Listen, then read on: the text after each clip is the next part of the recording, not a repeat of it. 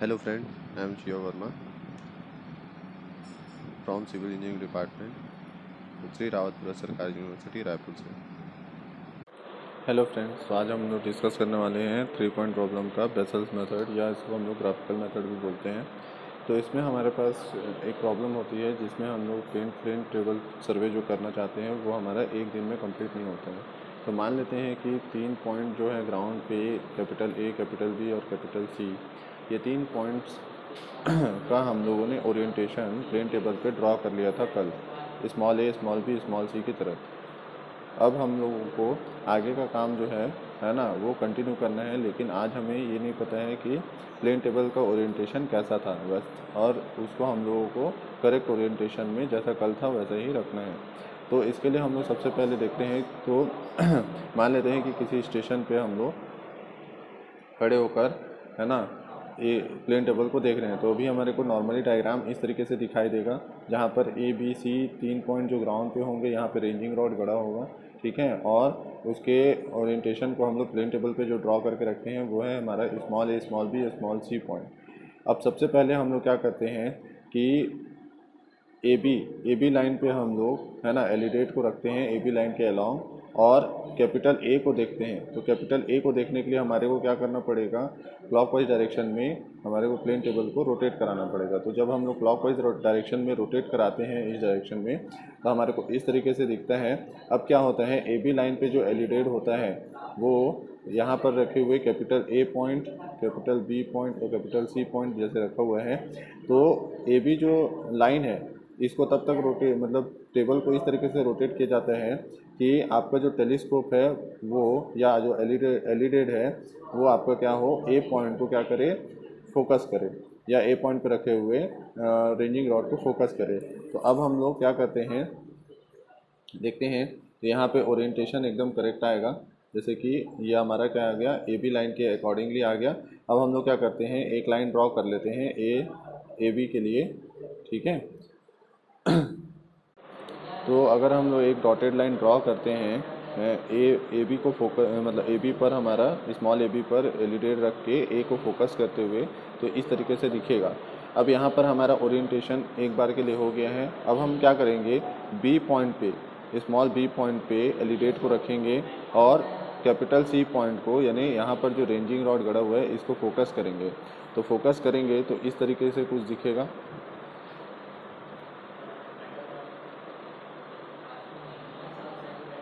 ये इस तरीके से दिखेगा। अब हम एक रैंडम लाइन ड्रॉ करेंगे जिसको हम नाम देंगे एक्स वाई लाइन।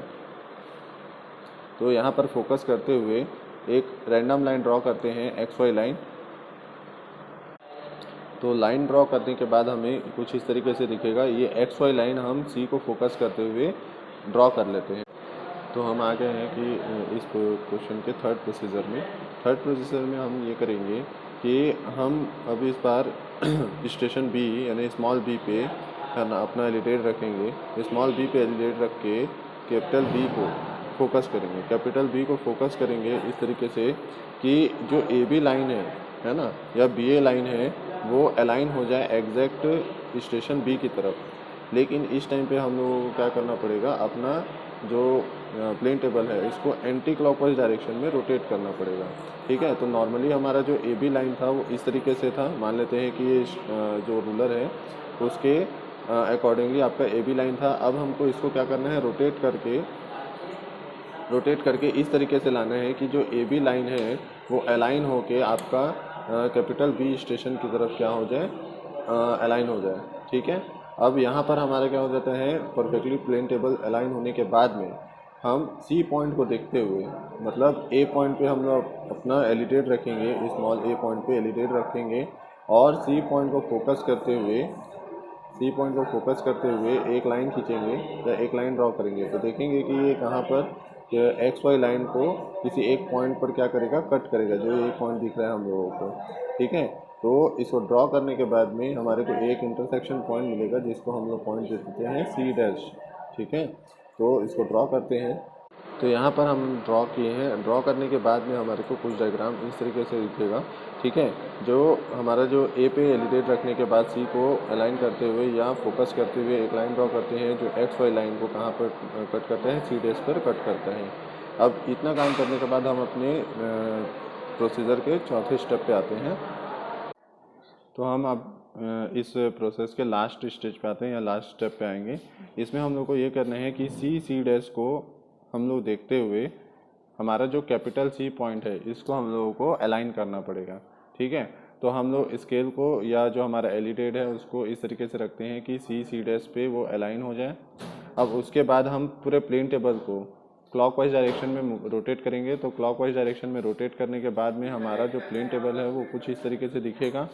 अब इस तरीके से दिखने के बाद में हम सी डैश पे क्या करते हैं, अपने एलिडेट को रखते हैं इस तरीके से सी डैश पे रखेंगे, जो हमारा कहाँ पे मिलना चाहिए, कैपिटल सी पॉइंट पे मिलना चाहिए। अब इससे हम लोग क्या करते हैं, एक लाइन ऐसा ड्रॉ कर लेते हैं। तो लाइन ड्रॉ करेंगे हमारे इस तरीके से कुछ, तो सी डैश को मिलाते हुए है ना टेबल पे लाइन ड्रॉ करेंगे, जो हमारा क्या होगा, कैपिटल सी पॉइंट जो ग्राउंड पे है उसको अलाइन करते हुए मिलेगा। ठीक है, तो जब हम इस लाइन को ड्रॉ करते हैं तो लाइन ड्रॉ करने के बाद हमारे को कुछ इस तरीके से हमारा डायग्राम दिखेगा प्लेन टेबल पे। तो ये हमारा प्लेन टेबल अब अलाइन हो चुका है ना, जहाँ पर हम अपना लास्ट स्टेप पे छोड़ कर गए थे। अब हम आगे का काम कंटिन्यू कर सकते हैं।